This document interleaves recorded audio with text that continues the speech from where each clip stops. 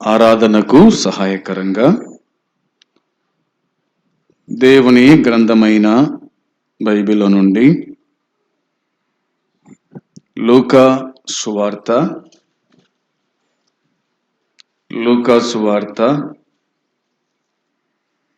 మొదటి అధ్యాయము.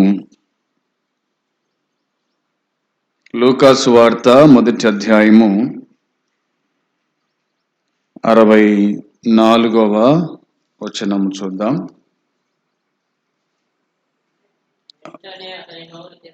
వెంటనే అతని నోరు తెరవబడి నాలుక సడలి అతడు దేవుణ్ణి స్తుతించుచు మాటలాడసాగెను. మంచిది.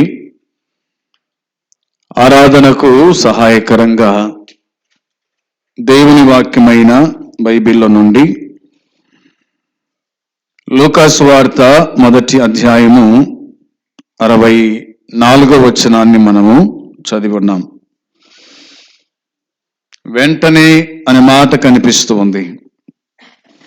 వెంటనే అతని నోరు తెరవబడి, అతడు అనగా జకరియా. అతడు అనగా జకరియా. జకరియాతో దేవుడు మాట్లాడినాడు. దేవుని సన్నిధిలో ఉండగా వినాలి. దేవుని సన్నిధిలో ఉండగా, దేవుని మందిరములో ఉండగా, దేవునికి ధూపం వేస్తూ ఉండగా దేవుడు జకరియాతో మాట్లాడినాడు. ఏం మాట్లాడినాడు అంటే, జకరియా, నీ ప్రార్థన వినబడింది. నీ భార్య అయిన ఎలిజబెతు కుమారుణ్ణి కంటుంది. అతనికి యోహానని పేరు పెడతావు అనే మాట చెప్పాడు. అప్పుడు జకరియా కొంత అవిశ్వాసం గలవాడై ఉన్నాడు.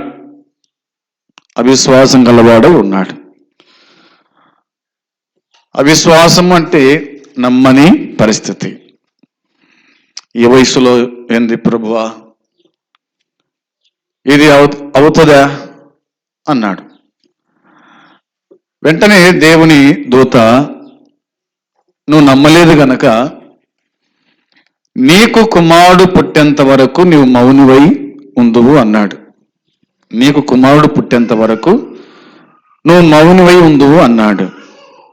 అప్పటి నుంచి దాదాపుగా 10 నెలల వరకు అతనికి నోటి మాట లేదు. 10 నెలల తర్వాత కొడుకు పుట్టాడు. దేవుడు చెప్పిన మాట ప్రకారంగా కొడుకు పుట్టిన తర్వాత అతనికి ఏ పేరు పెడదాము అని మొదటిగా బంధువులు, చేరవచ్చిన వాళ్ళు తల్లిని అడిగినారు. తల్లిని అడిగితే ఆమె చెప్పిన మాట ఏంటంటే యోహాను అని చెప్పింది. ఇదేంటి, మీ బంధువులలో, మీ ఇరుగు పొరుగు వారిలో ఇలాంటి పేరు లేదు కదా అన్నప్పుడు, సరే జకరియా ఏం చెప్తాడు ఇంకతను అని చెప్పేసి ఆడికి పోయి సైకిల్ చేసినారు. నోరు లేదు కాబట్టి సైకిల్ చేశారు. ఏం పేరు పెట్టాలనుకుంటున్నావు నీ కొడుకు అంటే, ఆయన రాత పలక ఒకటి తెమ్మని చెప్పి దాని మీద యోహాను అనే పేరు రాసినాడు. వారు ఆశ్చర్యపోయారు. అప్పుడు వెంటనే అన్నమాట ఉంది కదా, వెంటనే అతని నోరు తెరవబడి అన్నమాట. ఎప్పుడైతే యోహాను అనే పేరు రాసినాడో వెంటనే అతని నోరు తెరవబడి నాలుక సడలి అతడు దేవుణ్ణి స్తుతించుచు మాటలాడసాగెను. దేవుణ్ణి స్తుతించుచు మాటలాడసాగెను. దేవుణ్ణి స్తుతించేవాడు ఏం చేయాలా? మాట్లాడాలా. అవునా? దేవుని స్తుతించేవాడు ఏం చేయాలా? మాట్లాడాలా. నోరు మూసుకొని పెదవులు మూసుకొని దేవుని స్తుతించలేము కదా. నోరు తెరిచే దేవుణ్ణి మనము స్తుతించు వారమై ఉండాలి. దేవుని స్తుతించాలా. ఎందుకు దేవుని స్తుతించాలా అంటే దేవుడు తనకు ఏం చేశాడు? మేలు చేశాడు. దేవుడు తనకు ఉపకారం చేశాడు. దేవుడు తనను దర్శించినాడు. దేవుడు తనను కాపాడినాడు. దేవుడు తనను రక్షించుకున్నాడు. దేవుడు తనను విమోచించాడు. దేవుడు తనను తన కుమారునిగా, తన స్వాస్థ్యముగా, తన సొత్తుగా చేసుకున్నాడు. కాబట్టి తన సొత్తైనటువంటి ప్రజలమైన మనము దేవుణ్ణి స్తుతించాలా అని దేవుని వాక్యం చెబుతుంది. దేవుని స్తుతించాలా. ఇక జకరియా దేవుని ఎలా స్తుతించినాడో దేవుని వాక్యం రాయబడి చూడండి. ఆ మాటలు మనము చదువుకుందాము. 67వ వచనం చూడండి. 67వ వచనములో, మరియు అతని తండ్రి జకరియా పరిశుద్ధాత్మ పూర్ణుడై ఇట్లా నేను ఎట్లు ప్రవచించను, ప్రభువైన ఇశ్రాయేలు దేవుడు స్తుతింపబడునుగాక అన్నాడు. ఏమంటున్నాడు? మొదటిగా అతడు పరిశుద్ధాత్మతో నింపబడిన వాడై అనుంది. దేంతో నింపబడ్డాడు?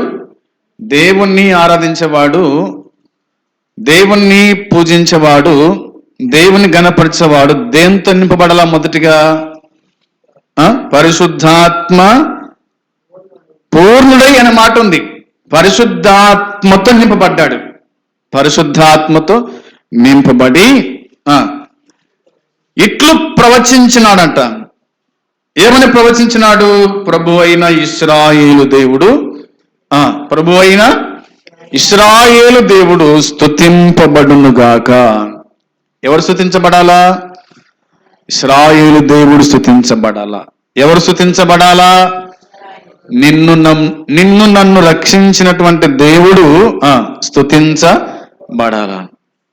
ఎవరు స్తుతించబడాలా అంటే మనల్ని బ్రతికించి, మనల్ని పోషించి, మనల్ని సంరక్షించి, మనల్ని ఆదుకొని, మనల్ని ఆదరించి కదా, పోషణ దయచేసి, ఆరోగ్యము దయచేసి అన్ని ఇచ్చినటువంటి దేవుడు ఏం కావాలంట? స్తుతించబడాలా. స్తుతించబడాలా.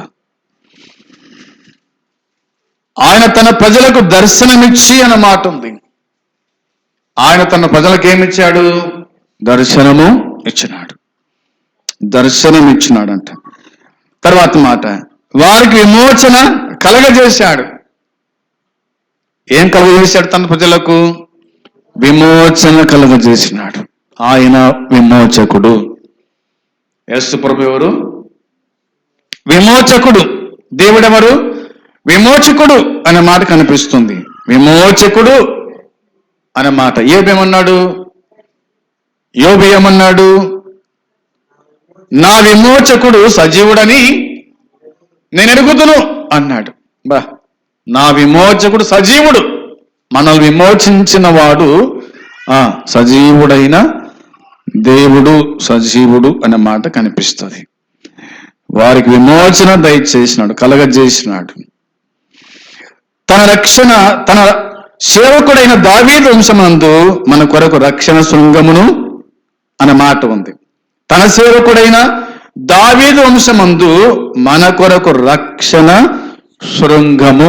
రక్షణ శృంగం. రక్షణ అంటే రక్షించువాడు యేసుక్రీస్తు.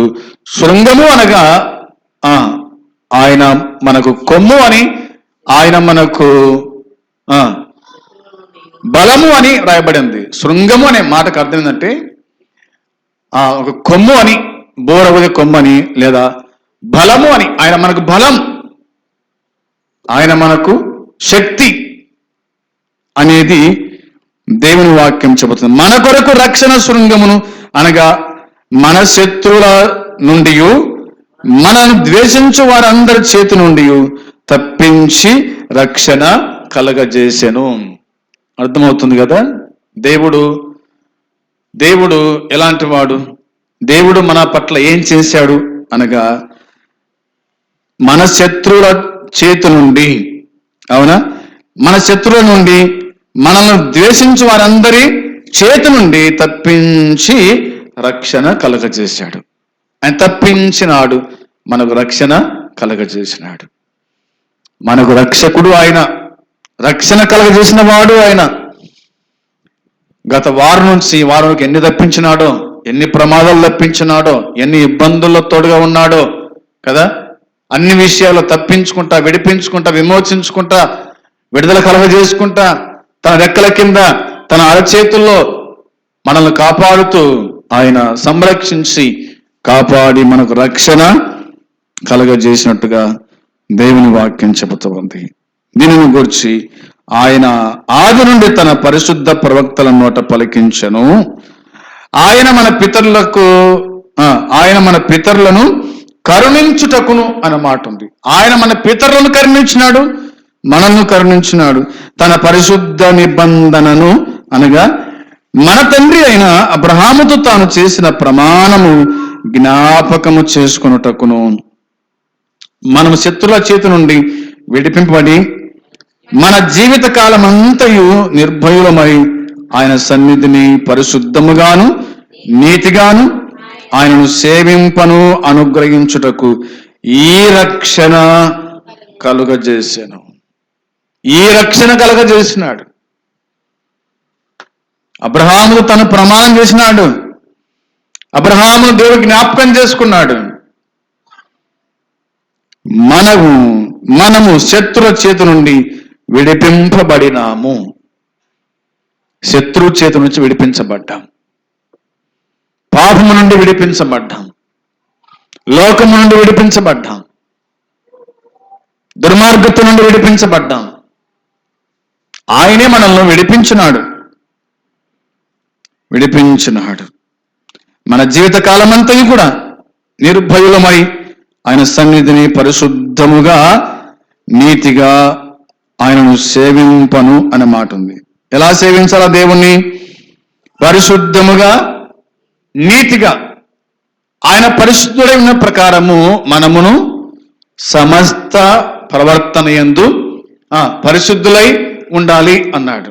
ఆయన పరిశుద్ధుడు, ఆయన పవిత్రుడు, ఆయన నిర్దోషి, ఆయన నిష్కల్మషుడు, ఆయన పాపుల్లో చేరక ప్రత్యేకముగా ఉన్నటువంటి దేవుడు. కాబట్టి మనము కూడా పరిశుద్ధముగాను, ఎక్కడ ఆయన సన్నిధిలో పరిశుద్ధముగాను నీతిగాను ఆయనను సేవింప అనుగ్రహించుటకు ఈ రక్షణ కలగజేసినాడు. ఆయనను సేవించాలని ఈ రక్షణ మనకు ఇచ్చినాడు. ఆయనను ఆరాధించాలని ఈ రక్షణ మనకు ఇచ్చినాడు. ఆయన రక్షకుడు అనే మాట దేవుని వాక్యం మనకు గుర్తు చేస్తూ ఉంది. అందుని బట్టి దేవుణ్ణి ఆరాధించడానికి, దేవుణ్ణి గణపరచడానికి, దేవుణ్ణి మహిమపరచటానికి ఈ వచనాలు మనకు చాలు. అందుకే ప్రతి ఆదివారం గుడక మనము దేవుణ్ణి జ్ఞాపకము చేసుకునే వారుగా ఉండాలి. వారం రోజులు దేవుడు మనం జ్ఞాపకం చేసుకున్నాడు, అవునా? వారం రోజులు దేవుడు మనల్ని జ్ఞాపకం చేసుకున్నాడు. కాబట్టి మనం కూడా ఏం చేయాలంటే దేవునికి కృతజ్ఞతగా మనం కూడా ఈ ఆదివారం, ఈ ప్రభు దినాన మనము దేవుణ్ణి జ్ఞాపకం చేసుకోవడానికి ఆయన సన్నిధికి పరిశుద్ధంగా నీతిగా మనం వచ్చేవారుగా ఉండాలని దేవుని వాక్యం మనకు గుర్తు చేస్తూ ఉంది. అందుని బట్టి ఆ విధంగా పరిశుద్ధుడైన దేవుణ్ణి పరిశుద్ధంగానే మనము ప్రభువును ఆరాధించుదాం. అట్టి కృప దేవుడు మనకు సమృద్ధిగా అనుగ్రహించును గాక. ఆమేన్.